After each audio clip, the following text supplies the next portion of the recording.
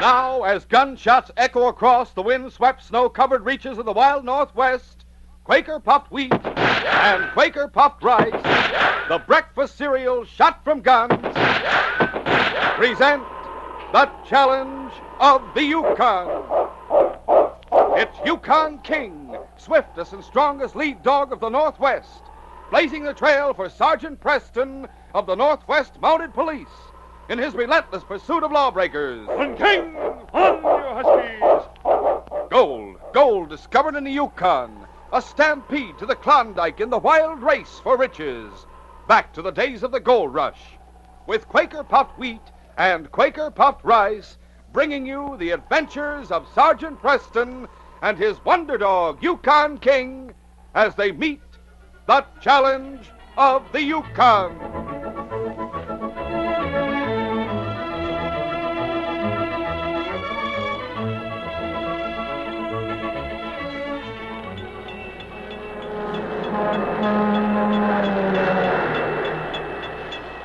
Stop, look, and listen. Here's a super idea for your breakfast tomorrow morning.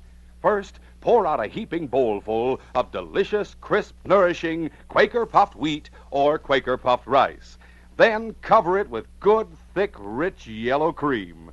Top it with chilled fruit. And the very sight of it makes your mouth water for a taste. Take a big spoonful. And when crisp, tender, flavorful Quaker puffed wheat or rice melt in your mouth with the velvety, smooth, rich cream and sweet fruit, you'll say, "There's a super treat I want often." So get ready. Get super delicious, nourishing Quaker puffed wheat and Quaker puffed rice right away.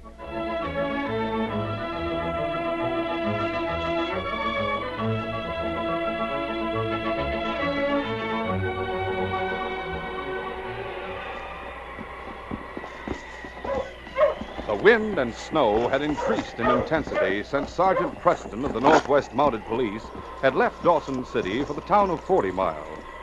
The great dog King, running ahead as a loose lead, was finding it more difficult as time went on to break through the large snowdrifts that piled up across the trail. On King! On, you huskies! Preston urged the dog team onward with the idea of keeping them in motion. He knew the dogs were tired, and he himself was weary from the constant struggle against the tearing, forceful wind and the hard, stinging snow. But to stop, even for a short time, might prove to be fatal in a blizzard of such intensity. Preston saw King up ahead stop and look back before plunging through another huge snowdrift. Preston called a momentary halt. Ho there! Ho, you huskies! King, fella, we have to go on. If the storm gets much worse, we may never get to 40 Mile. Let's get moving, King. Put him away, fella.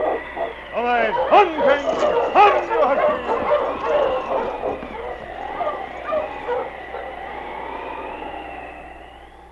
Several hours later, Sergeant Preston arrived in 40 Mile, and after seeing that his dog team were taken care of, he went to the constable's office with King at his side. Sergeant Preston. Gosh, I didn't expect you to get here so soon, especially since this blizzard came up. It was tough going, Ned, believe me. I bet it was. Sit down, you must be tired. Oh, thanks. Without King to break the way, I'd be marooned somewhere in a snowdrift. Well, I'm surprised you got through even with King to lead you.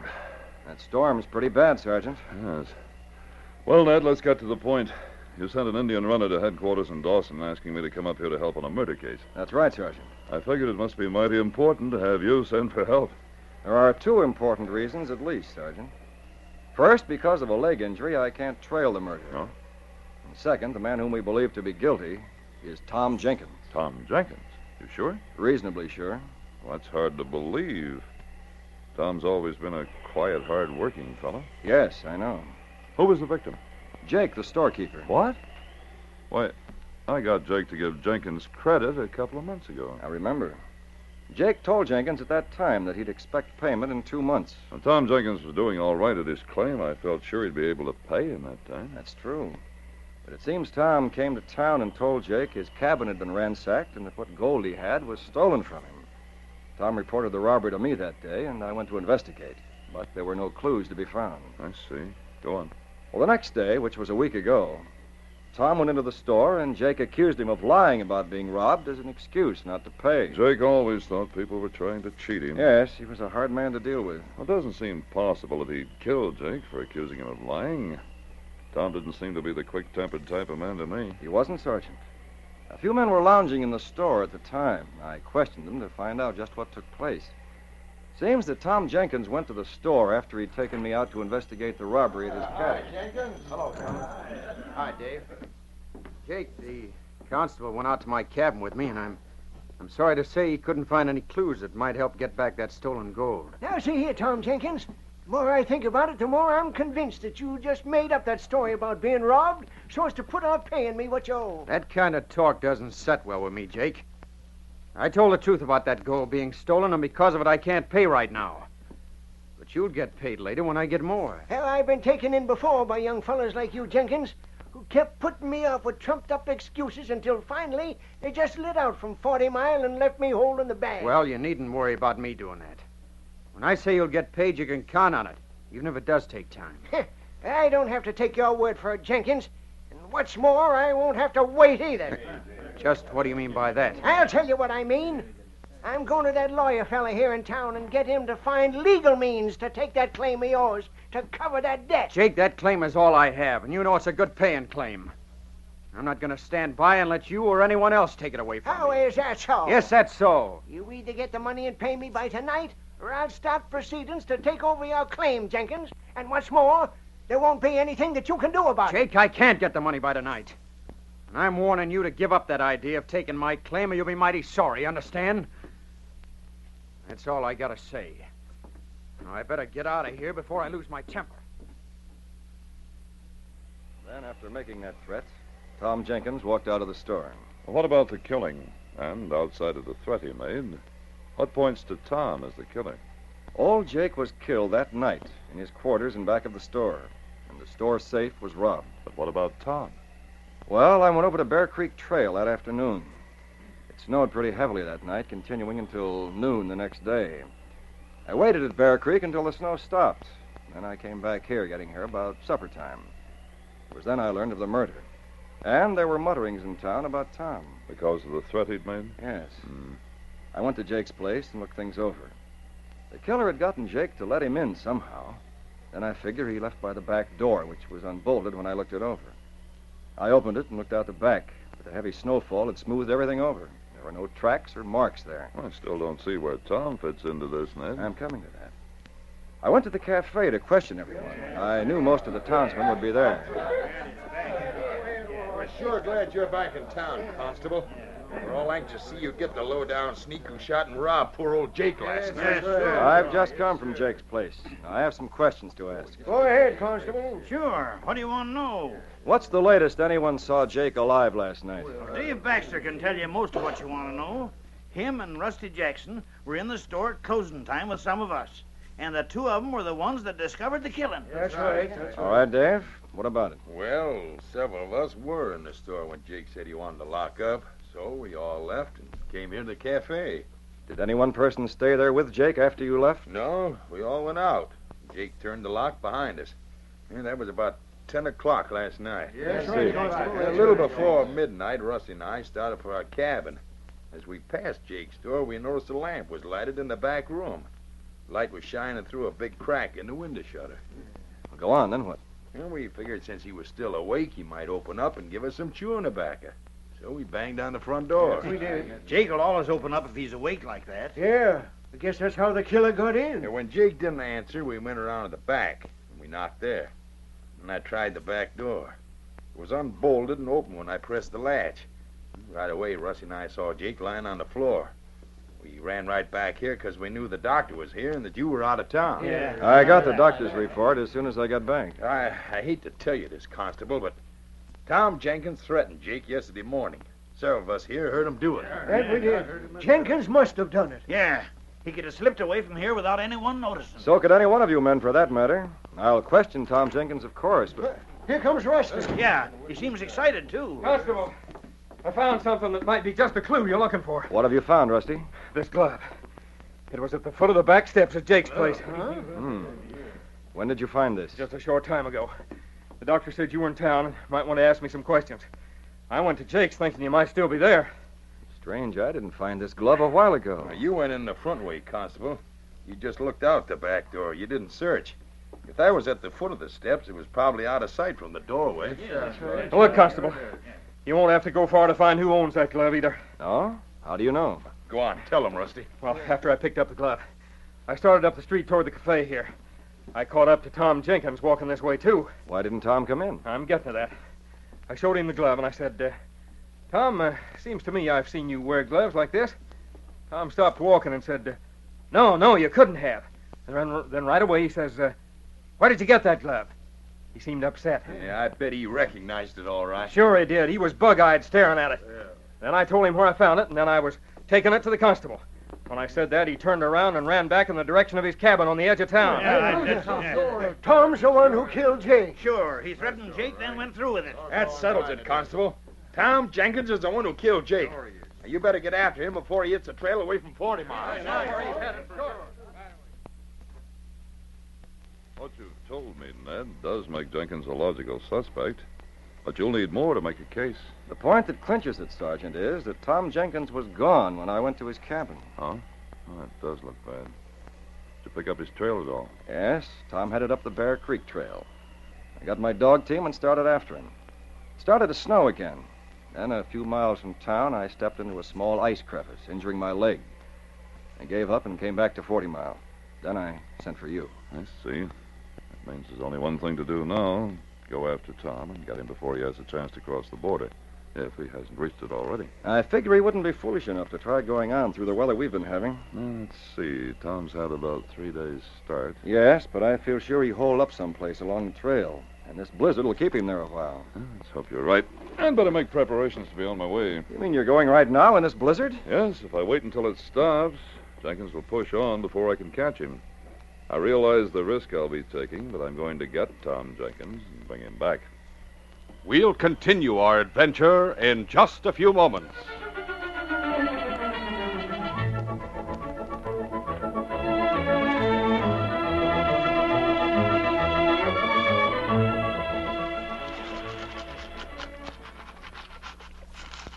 Say, old-timer, you look pretty busy there panning for gold. Well, son, when you're prospecting for gold up here in the Yukon, even forget about eating. But not when you have a heaping bowl full of Quaker-puffed wheat or Quaker-puffed rice waiting for you. What kind of victuals are those? Why, haven't you heard? They're the swellest-tasting breakfast cereals from here to Whitehorse. They're the famous cereals shot from guns. Shot from guns? Yep. Quaker-puffed rice and Quaker-puffed wheat are actually shot from guns to make them deliciously crisp and tender. They're exploded up to 8 times normal size. That makes them bigger and better tasting. Well, that's a new one on me. Yes, sirree. They're magnified, crispified. Shot through and through with bang-up nut-like flavor, too. Guess I'll do a little prospecting on that Quaker-puffed rice and Quaker-puffed wheat. Believe me, your appetite sure strikes it rich when you pour out a heaping bowlful of those tenderly crisp, melt-in-your-mouth, king-size kernels of wheat or rice shot from guns. Don't I have to cook 'em or nothing? No cooking. Just add milk or cream and top with your favorite fruit. Mighty handy for a busy gold prospector. For any busy person. And mighty nourishing, too. Quaker-puffed wheat and Quaker-puffed rice furnish added food values of restored natural grain amounts of vitamin B1, niacin, and iron. I'm going to get me a sack of 'em right away. Not a sack, old-timer. Quaker-puffed rice and wheat are never sold in bags or bulk. And that's something for you fellas and girls to remember, too. Always look for the big red and blue boxes with the smiling Quaker man on the front. Then you'll be sure to get the original, crisp, fresh, delicious Quaker-puffed wheat and Quaker-puffed rice.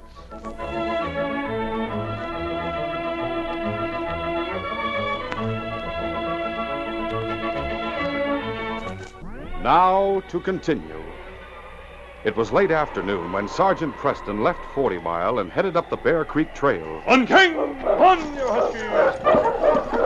Once more, the Mountie felt the fury of the storm as King led the dog team along the wind-swept, drift-covered trail northward. Preston reasoned that Jenkins was smart enough to stick to the trail and would take cover at the first opportunity. Though the blizzard was, in a way, an aiding factor that would keep the hunted man from moving on, Preston also knew it was an enemy that could bring about his own death if adverse circumstances should arise. His progress was slow, but still he pushed on. On, King! Break the way, fella! Push! Push, you huskies! After 3 hours of torturous travel, interspersed with short periods of rest, Sergeant Preston reached a part of the trail that ran along an icy ridge. The snow had stopped falling, but the wind was still blowing strongly. Go, King! Hurry, huskies! Kind of tough going, eh, fella? The wind swept the trail clean to drifts, King. There's a frozen crust along here, so we have to move carefully. The wind's almost strong enough now to blow us into the ravine. Let's go, fella. All right. On, King! On! Once more they moved on, bucking the wind that blew in a clean sweep across the high ridge. Gradually, the ridge curved so that within a short time the gale was hitting from the side, and at times making the heavy sled slide dangerously near the edge. Suddenly, Preston frantically jammed the scraping foot brake and called to the team as one of the main harness straps broke, swinging the sled partially sideways. For a moment, Preston stood breathing heavily as he noticed how close to the edge of the ridge trail the sled had swung. Oh, that was close. Almost had a serious accident, King. Have to fix that strap in a hurry, but I had to look at it. Stepping around the sled, Preston started along the few feet of space between the sled and the edge of the ravine.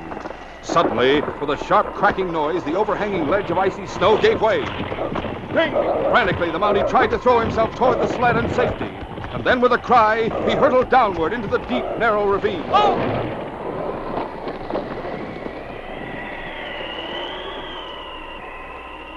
Landing in deep snow at the bottom of the ravine, Sergeant Preston lay for a moment without moving. And then he slowly struggled to his feet. I don't seem to be hurt. The snowdrift eased my fall, but it sure knocked the breath out of me. For a moment he stared at the steep walls of the ravine, and he inwardly berated himself for not being more careful. A quick look around convinced the Mountie that there was no way out of the ravine, which was closed off all around by sheer, steep walls of ice.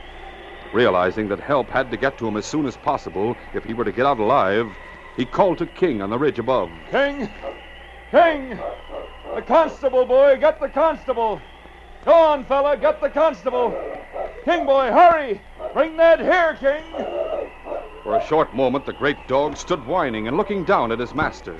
And then, with a flash of understanding, the intelligent dog, barking furiously, started back along the trail toward 40 Mile.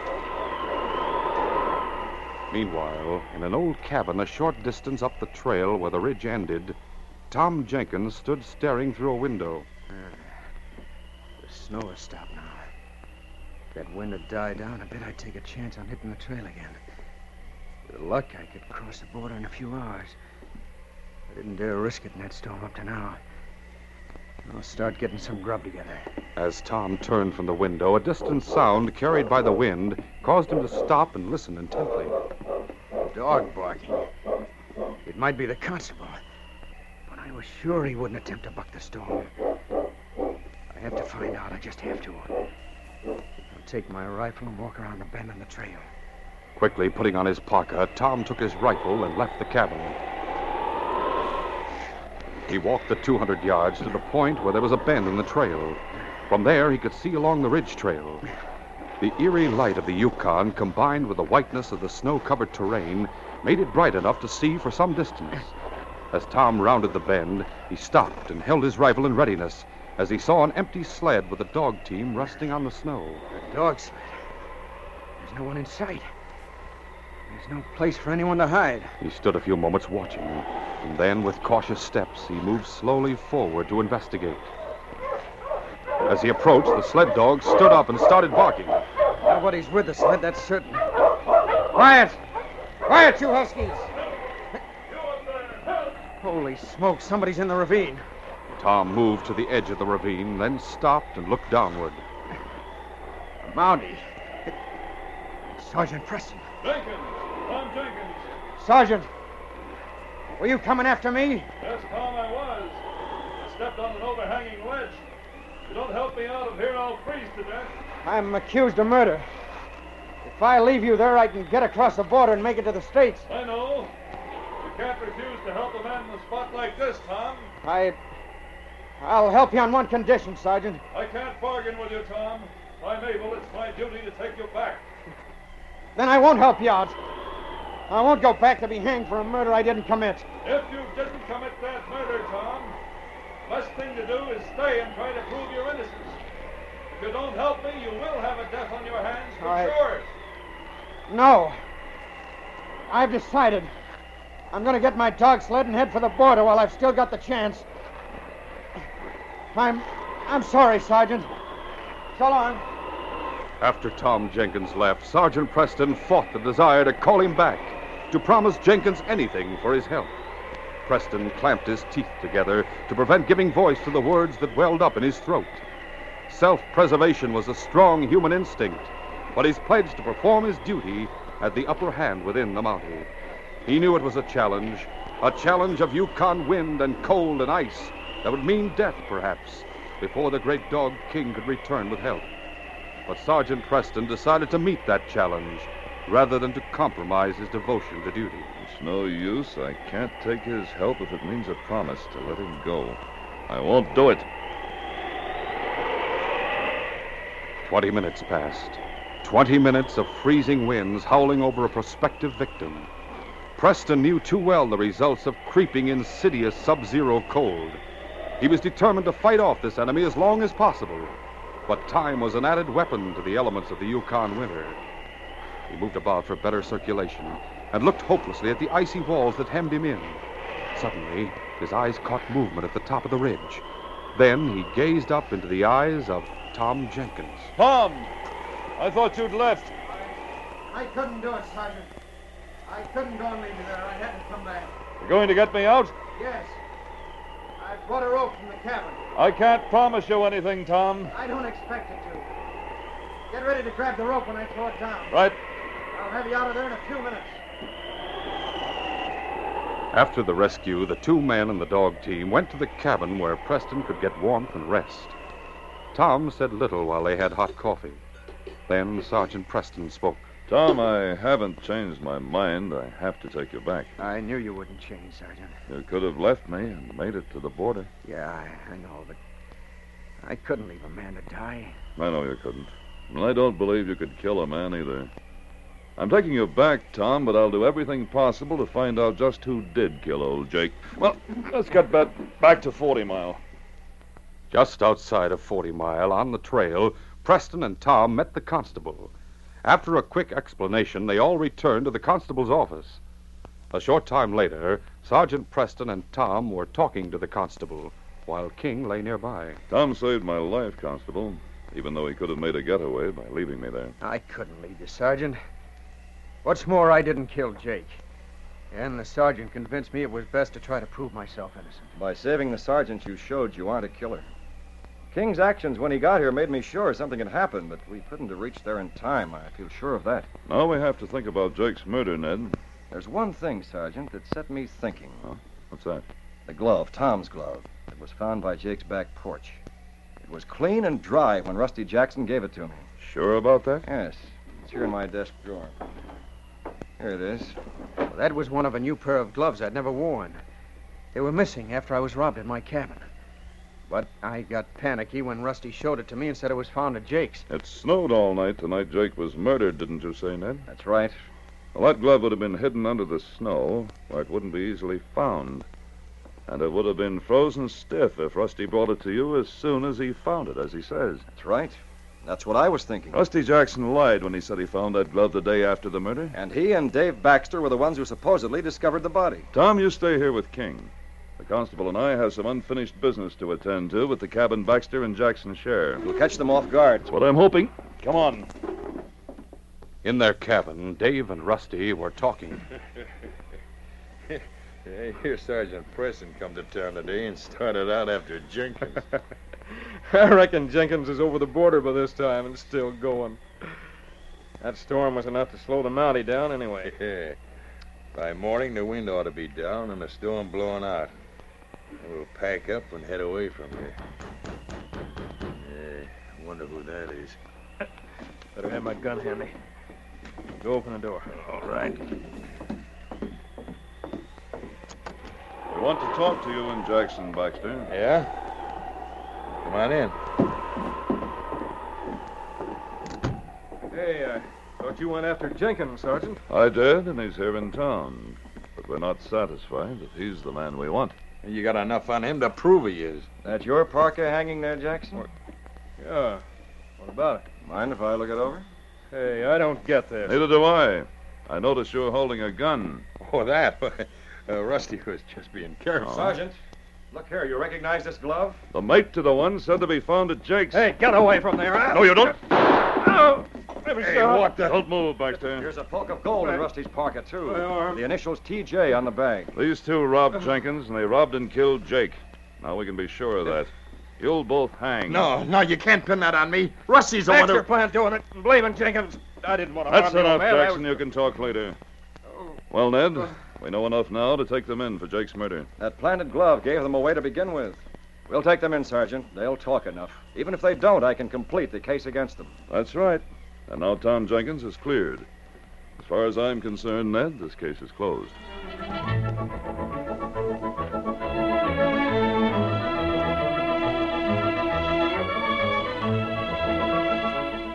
In just a moment, Sergeant Preston will give you a preview of Monday's adventure.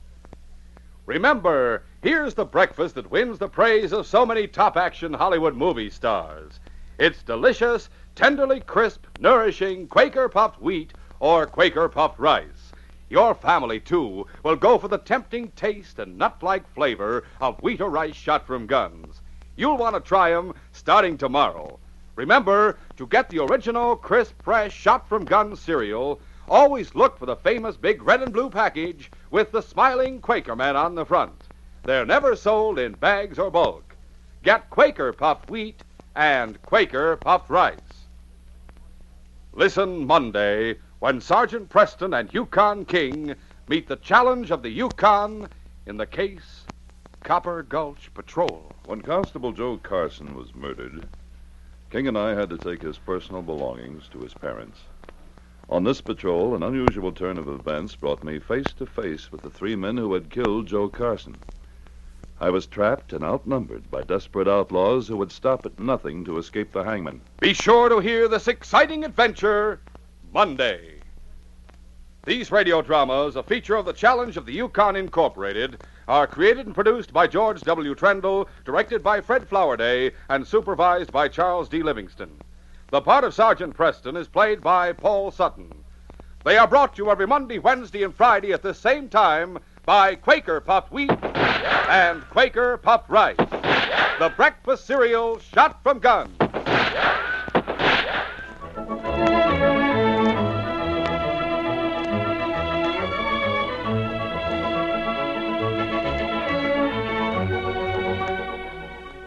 For a delicious hot breakfast, eat Quaker Oats.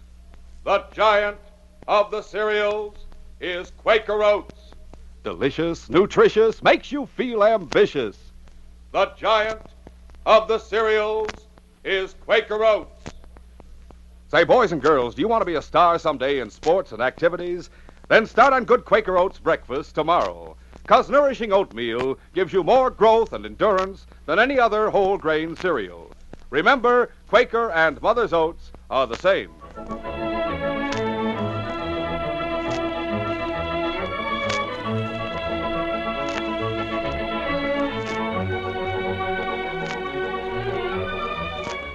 This is J. Michael wishing you goodbye, good luck, and good health from Quaker Puffed Wheat and Quaker Puffed Rice.